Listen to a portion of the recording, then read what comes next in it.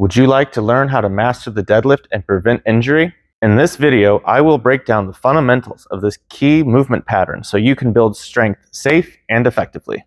If you break the deadlift down into its most basic format, it's simply bending over and picking something off the ground. Bending over, picking it up, right? So we don't think about that too much, but it does matter how we bend over to pick it up. The bend, this, is called the hinge. Technically, when we go to pick up anything off the ground in any matter, we are hinging. If we drop a cell phone or a quarter or go to pick up a child, it's all this motion, right? That is a hinge in its most basic form. If you're going to go pick up laundry or pick up your phone off the ground, you have to hinge to do it. When it comes to deadlifting and picking up the biggest loads that we can, how we hinge matters. If we make the hinge more effective, that's going to let us load more weight on the bar and be able to lift it safely by leveraging ourselves into the bar. For example, if I was to pull the bar like this with it way out in front of me, I couldn't do it. That would be way too much of a hinge for me, right? Like the weight would be way too far out in front of me.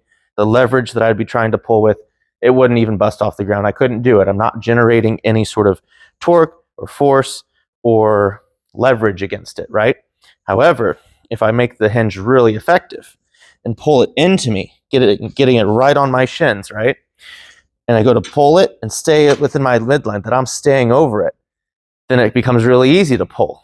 And if it was over me, like if I could get my hips straight over it, almost like a Jefferson deadlift, well, that would be even easier to pull because it's within my midline.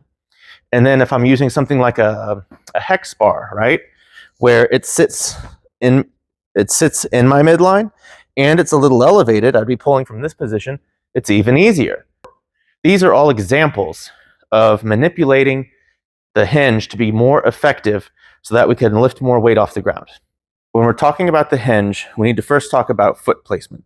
Foot placement is important because ultimately it's going to tell our body where to go. For example, if I set in a conventional stance with my feet pointed forward, this is where my hips are going to go. They're going to shoot back. My bar is going to be here. My hips are going to be back in here, right? So the bar is in front of my shins. My hips are way back. That's going to be an okay wedge. But if I was pulling sumo and my feet were out here, notice the difference in foot placement. Now all of a sudden my hips are they're right under the bar. It's very close to that Jefferson or the hex deadlift where I'm right here, right?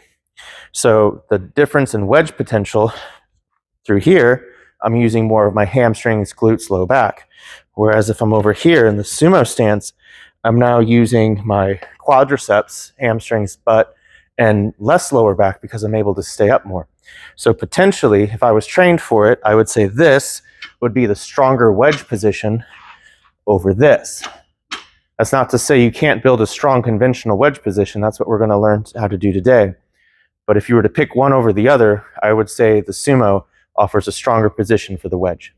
Next up, we're going to talk about hand placement. So in a conventional deadlift, we're going to want our hands down here. If you were to do a wider stance deadlift like what I do, it's not the best, but you're kind of left with no choice. You got to have kind of like this snatch grip, this wider stance deadlift. That's just because, as the rules are, you have to have your hands outside of your legs to do it. Otherwise, I might be pulling more like a frog stance where my hands come in and it's like a more narrow sumo, because that would give me the best of both worlds at that point. But when you're pulling, you want your hands to be more like hooks, right? Your hands are they're not going to be out too far. You don't want them in too narrow, because if we're pulling sumo, where you can have more of a narrow, although it lets you come up more, and if I come out more, I have to come down a little bit to my shoulders have to come down a little bit to grab that bar. If I go out wide, that's just stupid because that's just rounding your upper back more. And the advantage of sumo is you could stand upright. So with sumo, you just want to have your hands in line with your shoulders. So it's kind of like this, right? Keep them long on the way down. Grab the bar, wedge into it, and you can almost be upright with your spine and just stand up. It's just down here, grab, pop it to the top, right? With the conventional, you get a little bit more, things change a little bit more. I guess you could do a wide stance sumo like this, but that's just a little excessive. I think that goes beyond this video where we're just talking about optimal wedge mechanics. But for the conventional, if you're If you had your feet right above your hips in line, that would be most optimal. That's what I would tell most people. I personally do more of a wider stance because it sits more comfortably on my hips. My QL and my SI joint, like they cooperate better when I have a more wider stance. That makes me have to grip out a little bit more. So what that does for me is it causes my lats to have to be a little bit more engaged in the movement. If you were doing that normal stance deadlift coming down here, your lats are still very much engaged in the movement. You're just able to stand up a little taller. So if I'm out here, I'm a little bit more rounded over. If I'm in here, I could sit up a little bit more higher. And the more you can sit up, the more you get that chest up. Now, it's not so much bring your head up. Head up is to get the chest up. But if you're able to bring that chest up, you're able to wedge into a better position. Everything's tighter and you're able to pop off easier. So now we're going to talk about breathing. Notice I have my belt. We'll talk about that in a second. So when we're breathing, you don't want to do what's called a chest breath. So if I hold this and go, you see how my chest expands, right? That's not what we want to do. We want all of our air to be in the stomach. So it's going to look like this. Right? So the stomach goes in or goes out and then in. There's a few things we want to do muscularly before we do this. Some people just like to put on the belt and they're just like breathe into the belt, right? I don't like to do that. It doesn't feel well to me. It feels like I'm setting myself up to have a hernia in the stomach more than anything. What I like to do is what's called the posterior pelvic tilt. So you take your body, right? So this is butt out. That's anterior tilt because the anterior of your pelvis is going down. I like to do a posterior tilt where this goes down. So you go up like this, right? So under here is nice and tight. I would suck in like I'm doing a vacuum pose, go, so all of this comes in, right? And then I take a big breath, go, and now it breathes out. So I have a tight transverse abdominis. I have a tight lower abdominal. And then I breathe into it. And then it makes everything like a very tight shield. Moving up next, we're going to talk about this belt. So when we put the belt on, what this is doing, this is a fancy nice belt from Pioneer. Go get you one if you need one. What this does is when I do my natural air intake, when I get everything set and braced, and I go to breathe out, that last part where it's like my transverse abdominis is contracted, the lower half is contracted, so my stomach's tight, I go to breathe in, go, and I go to expand that air, it now expands against the belt. So it has something to push into. What this does is cause massive compression around that trunk section. So if I'm like, so I'm all set up, I'm now, like when I go to deadlift like this, I'm very stable and I'm very rigid. I can't bend. What happens sometimes though, when we get an excessive amount of weight, is you'll do something, I'll do this from the side view so you can see. So you'll breathe and brace and everything, and then sometimes it's something like this will happen, where your brace in the front is not strong enough to compensate for the loads that you're lifting. And when your brace collapses, your spine from the back collapses and rounds forward, leaving you open to injury. That's not what we want to do. That's why we want to have a very strong brace. Next, we're going to talk about a common cue or concept called the triangle, which is explaining the forces and how they work into the wedge. So when we're lifting the bar off the ground, we're applying force with our legs. How we're able to apply the force with our legs is by first grabbing the bar with our hands, right? So we go to grab the bar, we sink our hips into this, and now we start to brace with our stomach, right? The stomach creates a stable brace that is basically tension from the backside and the stomach. It's keeping your spine rigid and unbending, so that when you go to apply force through the spine, by pulling with the hands, pushing with the feet, everything transfers through. So by you grabbing here, the weight is now loaded onto the body. As you grab the bar, the weight is loaded onto the body. The weight then distributes through your core. That's another part of the triangle. And then into the legs, right? So let me turn this to the side view so you can see what I'm talking about. So when you're setting up the deadlift and you go down to grab the bar, you start with the initial hinge. You're going to have a space between your thigh, the front of your stomach, and the back of your arm. This makes up what's called the triangle. So if I bring the bar forward, you'll see that space, that triangular space is made greater. If I bring the bar closer to my shins, it's made smaller. If I'm able to kind of sit down in and bring my chest up, that's going to make it even smaller, because bringing the bar in is bringing the bar closer into my hips, decreasing the space between my front and my legs. But bringing my chest up is also going to bring the arms closer into the spine. So the smaller triangle we have, the greater leverages we're going to be able to force on the bar, because that keeps the bar into the midline. Something to consider is when we're or when we're deadlifting the weight, picking it off the ground, watch what happens to the triangle. So we have a nice tight triangle. We go to initiate, boom, we're lifting up. So right here, it's kind of greater, right? Because I'm not keeping my chest up. But then as I come back up, the triangle disappears and it becomes a straight line. So let's bring it back down so we can see how to correct that. So you begin, nice tight triangle, you go to press, and then you try to just make that triangle smaller and smaller and smaller all the way through. So as we're pressing up, sometimes the knees will buckle out. Let me see if I can do it. You press up and you'll buckle out the knees like that. That creates a greater triangle. So the space between our front and the back of our arms and our thighs, when it hits those knees, it comes out more. So that's bad for the deadlifting because our leverage is out here now instead of being in here. So as we're applying force to the ground, it's getting away from us, which is breaking our wedge open. So to keep the wedge closed, we want to really take the arms and jam them in to try to keep that upright chest. So you'll hear cues like, hey, keep your head up. What are other cues? Proud chest, stuff like that. Those cues are, it's not to say to keep your head up, it's just trying to get your chest exposed. So like chest through like that as you're doing the deadlift, so that you go from a start to finish position easier without having any sort of like loss in that wedge power. So let's demonstrate that one more time. So here's a good wedge set up, tight triangle, pull up, small triangle, and it's efficient. Here would be a bad one. So tight triangle at the start, it comes up, the knees are forward. Now the triangle's compromised. You have to overcome the knees, but you have this large triangle, and then you would finish it off if you could save it. And that's because the bar is coming, the knees are coming in forward and not sitting back into it, creating that nice tight wedge. So the triangle isn't so much of a cue as it is something that we use to kind of gauge on video and explain how tight and efficient the wedge is. So now that we've talked about everything else leading up to the hinge, we're going to talk about now how to execute the hinge. So we set our body. We're going to start by grabbing the bar.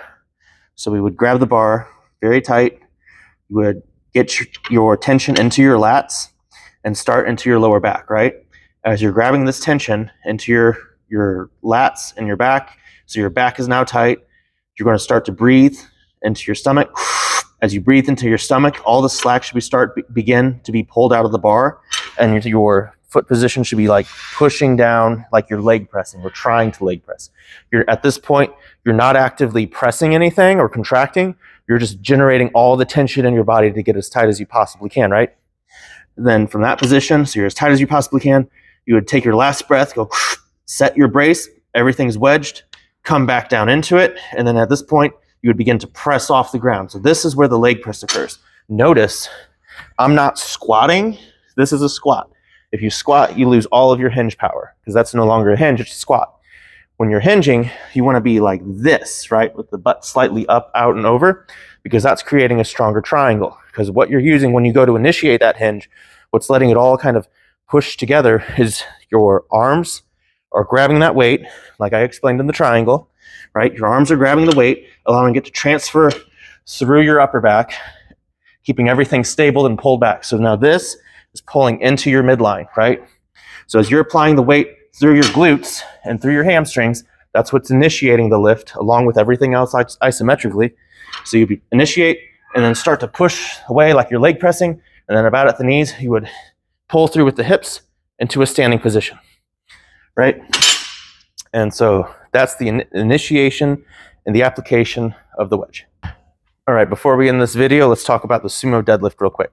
Everything mentioned before applies to the sumo deadlift.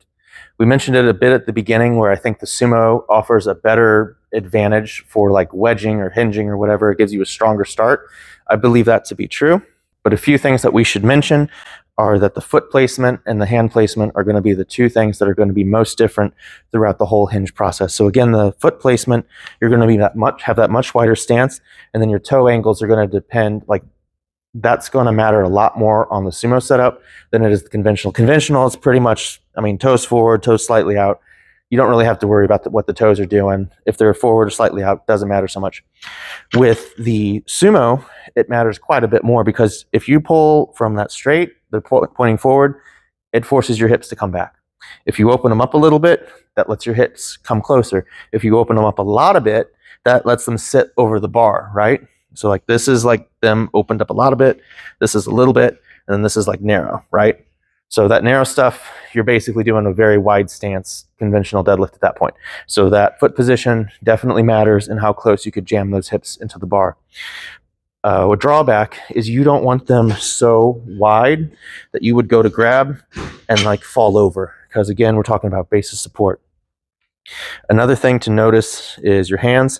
So as you're here, again, you want them down here so that you have the most height that you can get out of that pull. You don't want to be too far forward, because it would round your lower back and just make things more like a conventional and less of a sumo. So it would take it away from the hips and give it to the upper back.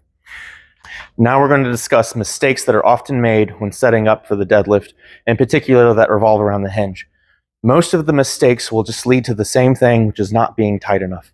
So the number one that probably gets most people is your lats not being tight enough. This one gets me, and I struggle with it, and I have to do a lot more lat work just to bring them up, because years of pulling sumo like this, I was able to get a lot out of my legs, and I was just kind of like able to get away with this little bit of rounding. Like I just didn't use my lats enough. These are all just bad sumo cues coming over to my conventional. So better activation of the lats, better engagement, better force production and everything. It'll all come out with time. But when the lifter doesn't engage the lats tight enough, what's going to happen is the shoulders kind of round forward like this. So you'll be down in here, you go to initiate, and as you pull up, instead of them being like nice and tightly packed into that armpit, they kind of shrug forward like this. Look at almost any of my max deadlift attempts from the side view, you'll see that. Part of that is there's a little cue in sumo deadlifting where it's like you would intentionally do that. It's called keeping your arms long. You want to keep them as long as you can to get that chest upright. I think it's just a habit for me at this point, but it's one I need to overcome to make the conventional deadlift stronger, and that'll make the deadlift as a whole stronger. Like if you did that in the sumo, it would probably be better too, but the payoff at the time was like, hey, I could wedge a little bit more weight a little bit quicker because I have, such long arms as it is anyway. But yeah, so if the lats aren't tight, what's going to happen is they're going to kind of come forward. The lower back is going to kind of become exposed to that rounding. And that brings us into the other one. The next mistake when setting up the wedge is now the lower back not being tight enough. So if the lats aren't tight, that's going to take tension away from the spinal erectors, because the lats partially, they play into keeping the spinal erectors tight. If the lats are tight, the spine's going to be tight. But if the lats give out and the spine starts to round, that would be the next mistake. Another mistake is letting the bar drift away. So when we go to set down and here, and we go to pick up, some people they'll go to come down, right? And as soon as they come down, it's a very slight movement, but the bar hinges away. And if I'm here, you could see that the bar comes about 2 inches away from me, right? That's a mistake, because if we're here, we're trying to pull from here, it automatically makes it, exponentially harder, because you're pulling away from your midline. But when you have this bar nice and tight to the shins from the start to the finish, like it makes boom, that's easy. If it's away from here, it's like, it automatically pulls you out of position just to initiate the lift. It'll pull you up on your toes, it'll make your back round, and it'll pull your lats out. It takes all the tension that you created and undoes it, because you now have to lengthen to try to pull from a position that you rolled yourself out of. Another, probably, we'll say the last one for today, the last mistake often done is squatting instead of hinging. Again, we don't want to squat the weight. So this is like a squat, right? When we're squatting, we're taking our butt out of it. We're losing a lot of that power between the hamstrings, glutes, and lower back. When we're here and it's more like upright, right? Our butt comes up slightly. We're at a much more powerful position to wedge into it from a much earlier point, because if you're here, you go to squat, what's going to happen is you're just going to come up here anyway before the weight pulls off. Look at most people on, we'll say YouTube. You see this in Strongman too. I believe it's Martin Lisis. He does it a little bit. This is part of his setup though. I'm not hating on him. It's just a thing to look at, where he'll get down into his deadlift and he'll get real tight and he'll like squat into it. But then as he comes up, this is where he starts to pull. So he's into the squat, but he like winds the squat up, I think to wind up the quads, and then he comes up a little bit and he starts his pull at the wedge anyway. So my thought is just start at the wedge because you can maintain more of your tension that way. But if you have something that works better for you, then far be it from me to say it's a mistake. All right, that's all I have today about deadlifting and the wedge. I hope you enjoyed the video. If you did, please give it a like, thumbs up, share, do all the things, hit all the bells and whistles, and follow Model Muscle for more on YouTube, Instagram, and all the socials.